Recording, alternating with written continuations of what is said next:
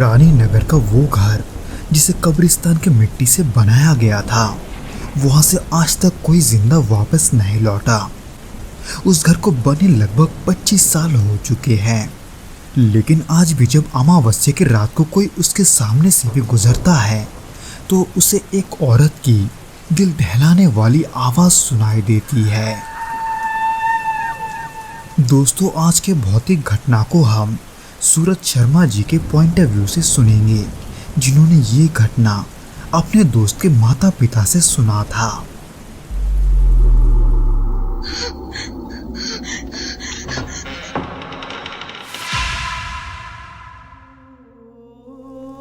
ये घटना मुझे मेरे एक दोस्त के माता पिता ने सुनाई थी, जो रानी नगर में ही रहते हैं।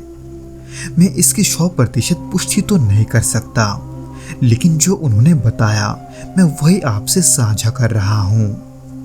ये बात साल 2000 के शुरुआती वर्षों की है। तब एक अमीर व्यवसायी अपनी पत्नी और 3 साल के बेटे के साथ बेंगलुरु में रहने आया था। वो व्यवसायी उन दिनों अपने स्टील स्टोर्स के विस्तार के लिए भारत के अलग अलग राज्यों में सफर कर रहा था, पर उसी दौरान किसी कारोबार के वजह से उसे रानी नगर में कुछ महीनों के लिए रुकना पड़ा। लेकिन कुछ ही समय में उसे ये एहसास हुआ कि उसका यहाँ रहना 2-3 साल या उससे भी ज्यादा समय तक खींच सकता है। ऐसे में उसने ये फैसला किया कि क्यों न वहाँ एक घर बना ले, ताकि वो परिवार के साथ वहाँ रह सके और जब जाने का समय आए तो वो उस जगह को अच्छे दामों में बेचकर वहाँ से जा सके। यानी कि उस व्यक्ति ने इसे निवेश करने का एक अच्छा मौका समझा था, इसलिए उसने एक सस्ता और खाली प्लॉट खरीदा और तुरंत ही वहां घर बनवाने का काम शुरू कर दिया। पर उस घर को बनाने के लिए जो मिट्टी और रेत मंगवाई गई थी, वो एक ऐसे मैदान से लाई गई थी जो एक पुराने कब्रिस्तान के दीवार से लगा हुआ था।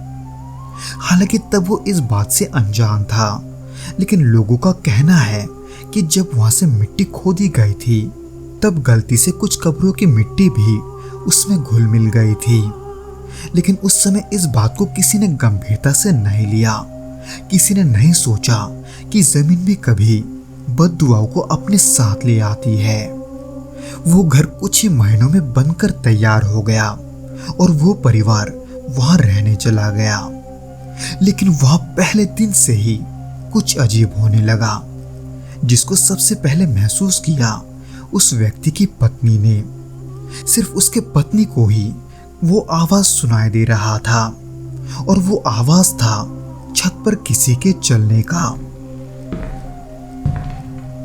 यहां तक कि कभी कभी वो ये भी देखती थी कि कोई परछाई उसके सामने से गुजर गई है।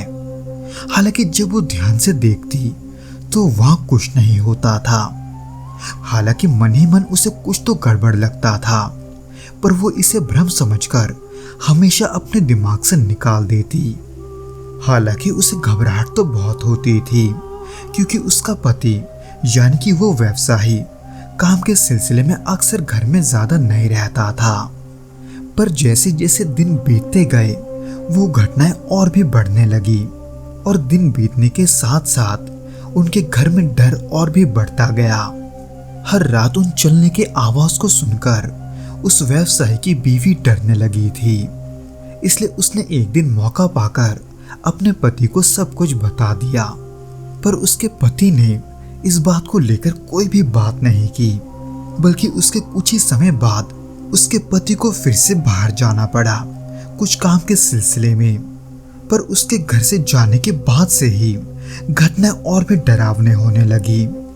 पत्नी ने महसूस किया कि हर सुबह उठने पर उसका बिस्तर अपनी जगह से हिला हुआ होता है।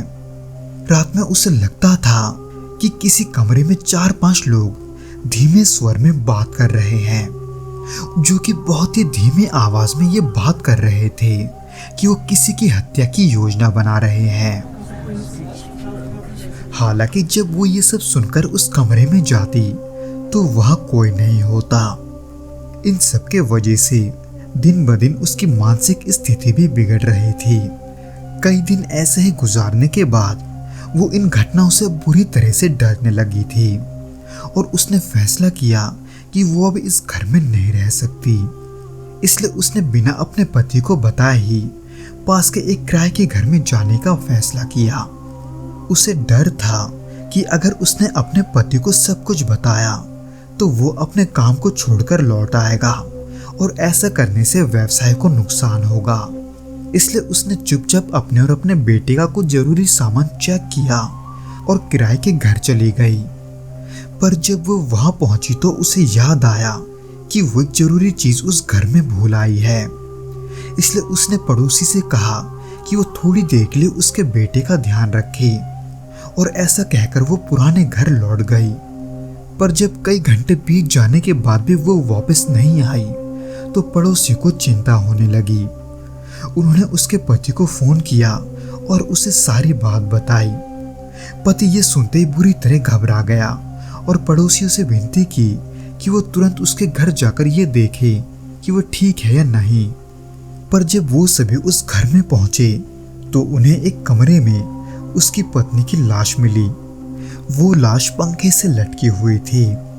पर आखिर ऐसा कैसे हुआ ये किसी को समझ नहीं आया, क्योंकि उस घर के सारे दरवाजे और खिड़कियां वो सभी तो अंदर से ही बंद थे और उस व्यवसायी की बीवी को देखकर ऐसा नहीं लगता था कि वो ऐसा कुछ भी कर सकती है।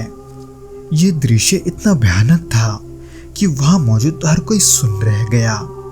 पति जब बेंगलुरु लौटे तो वो पूरी तरह टूट चुका था।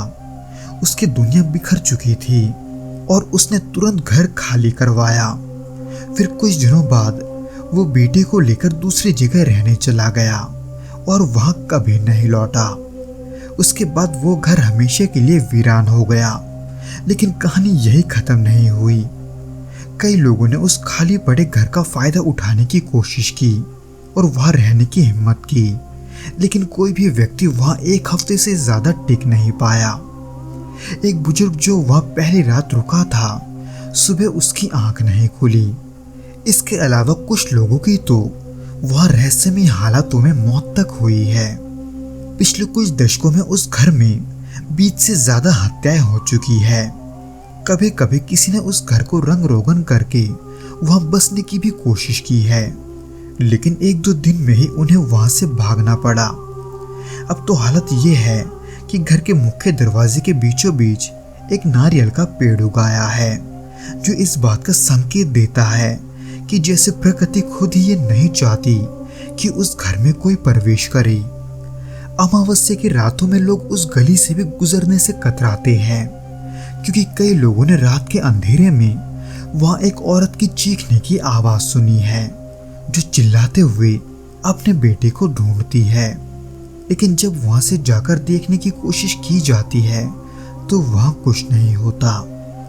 अब भी 2 दशक बीत जाने के बाद उस घर की छाया उस इलाके में बनी हुई है। लोग अपने बच्चों को उस रास्ते से रात में जाने से मना करते हैं। तो दोस्तों, ये तो था वो घटना जो सूरज शर्मा जी ने सुना था। उम्मीद करता हूँ कि आपको ये वीडियो पसंद आया होगा, और अगर आया हो तो प्लीज़ इस वीडियो को लाइक करके इसे अपने दोस्तों के साथ शेयर ज़रूर करना और हमें कमेंट करके ये ज़रूर बताना कि आपको ये वीडियो कैसा लगा।